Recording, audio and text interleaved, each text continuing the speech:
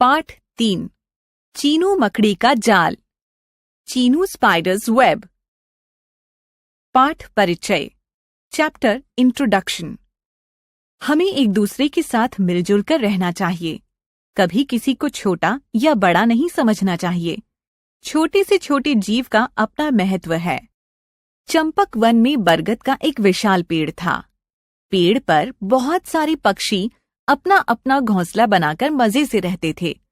उसी पेड़ पर चीनू मकड़ी भी रहती थी। वह पेड़ की शाखाओं पर अपना जाल बिछाती और उसमें फंसने वाले कीड़े मकोड़ों व मच्छरों को चट कर जाती।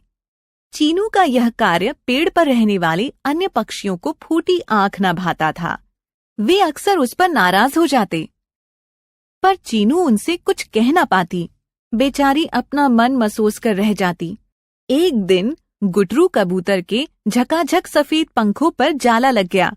वह जरा जल्दी में था, इसलिए देख नहीं पाया था कि चीनू ने ठीक उसके घोंसले के सामने ही अपना जाल फैला रखा है। बस फिर क्या था, वह आग बबूला होकर बोला, चीनू, तुझे जरा भी अक्ल नहीं है। मेरी सारी ड्रेस गंदी कर दी। अब फिर से मुझे कपड़े बदलने पड़ेंगे। सॉरी गुटरू भैया, पर आपने भी तो मेरा जाला तहस नहस कर दिया है। मैं सुबह से ही इसे बुनने में लगी थी। मेरी सारी मेहनत बेकार चली गई। लगता है आज तो मुझे खाना भी नसीब नहीं होगा। रुआसी होकर चीनू बोली। यह सुनकर गुटरू और भी भड़क उठा। एक तो गलती करती है, ऊपर से जबान भी चलाती है। अभी तुझे बताता हूं, कहकर वह उस पर झपटा। पर चीनू सावधान थी। उसने फुर्ती से एक दरार में घुसकर अपनी जान बचाई। तब तक सारे पक्षी जमा हो गए। उन सब ने भी गुटरू की हाँ में हाँ मिलाई। हरियल तोता बोला, वाकई ये चीनू बहुत गंदगी फैलाती है। जहां देखो अपना जाला बिछाकर कीड़े मकोड़े पकड़ने में जुट जाती है। सारा पेड़ गंदा कर रखा है। जरा सी है पर न जाने कितना खाती है। तुम बिल्कुल ठीक कहते हो हरियल भाई। उस दिन मेरा बेटा पनारू उसके जाल में फंसकर गिरते गिरते बचा। सोनल गोरैया बोली। इस तरह गंदगी फैलाने वालों के लिए यहाँ कोई जगह नहीं है। अगर चीनू को यहाँ रहना है तो वह पूरी साफ सफाई से रहे, नहीं तो अपने लिए कोई दूसरी जगह तलाश ले। गुटरू ने अपना फैसला सुनाते हुए कहा और नहाने के लिए नदी की ओर उड़ गया। चीनू पेड़ की दरार में छिपी छिपी सबकी बातें सुन रही थी। वह बेचारी बहुत डर गई थी। शाम को वह डरते डरते गुटरू के घोंसले में पहुंची और उससे माफी मांगने लगी। तब तक गुटरू का भी गुस्सा शांत हो गया था। वह मुस्कुराकर बोला, कोई बात नहीं चीनू, अगर तुम गंदगी ना फैलाओ तो भला मुझे तुम्हारे इस पेड़ पर रहने से क्या एतराज है। अब चीनू बिना जाल फैलाए ही किसी तरह कीड़े मकोड़ों को पकड़ती और अपना पेट भरती। इस तरह कीड़ों के पीछे पीछे दौड़कर वह बहुत थक जाती थी, पर पेड़ पर रहने वाले पक्षियों को उसकी कोई चिंता नहीं थी। इसी तरह कुछ दिन बीत गए। एक दिन गुटरू के बेटे मटेरू को बहुत तेज बुखार चढ़ गया। उसे बहुत तेज सर्दी लगने लगी। 2 रजाइयां ओढ़ लेने के बाद भी वह थर थर कांप रहा था। यह देखकर गुटरू और उसकी पत्नी बहुत घबरा गए। वे उसे लेकर किसी तरह से डॉक्टर जिमी जिराफ के पास पहुंचे। सारी जांच करने के बाद जिमी ने कहा, इसे तो मलेरिया बुखार है। लापरवाही करने से यह जानलेवा हो जाता है। ठीक से इसका इलाज करवाओ। मलेरिया क्या गंदे पानी से होता है डॉक्टर साहब? गुटरू ने जानना चाहा।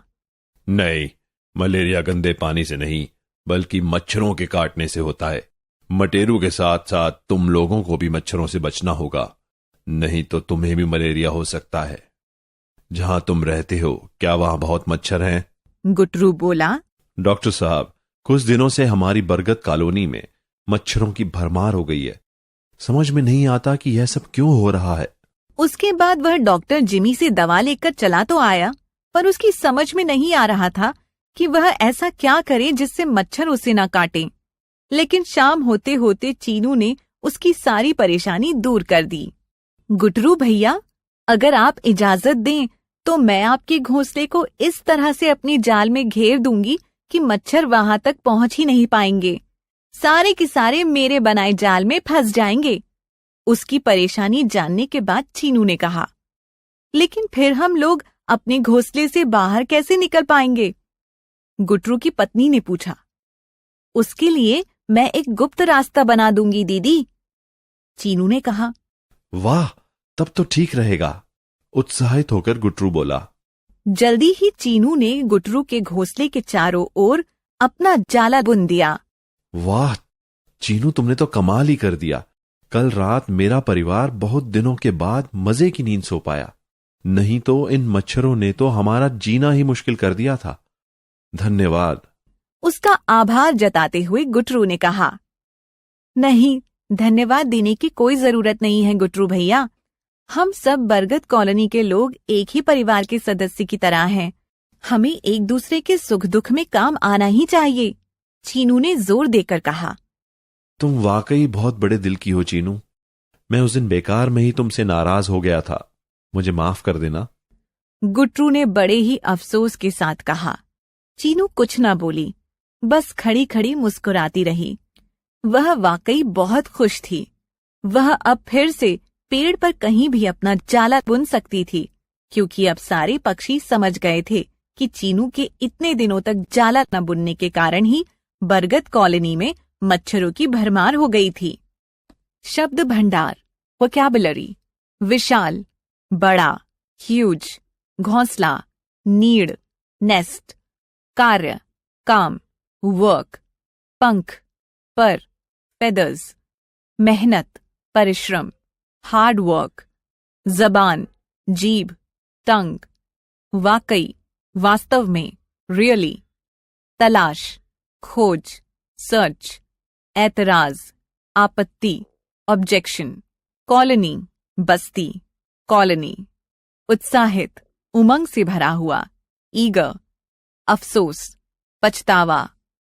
रेपिटेंस, पक्षी, पंछी, बर्ड्स। शाखाएं, टहनियां, ब्रांचेस। नाराज, क्रोधित, एंग्री। ड्रेस, कपड़े, ड्रेस। नसीब, भाग्य, फॉर्च्यून। सावधान, सतर्क, अलर्ट। कीड़े, कीट, वर्म्स। शांत, चुप, क्वाइट। इलाज, उपचार, ट्रीटमेंट। इजाजत, अनुमति, परमिशन। आभार, एहसान, ऑब्लिगेशन। भरमार, अधिकता, प्लेंटिफुलनेस।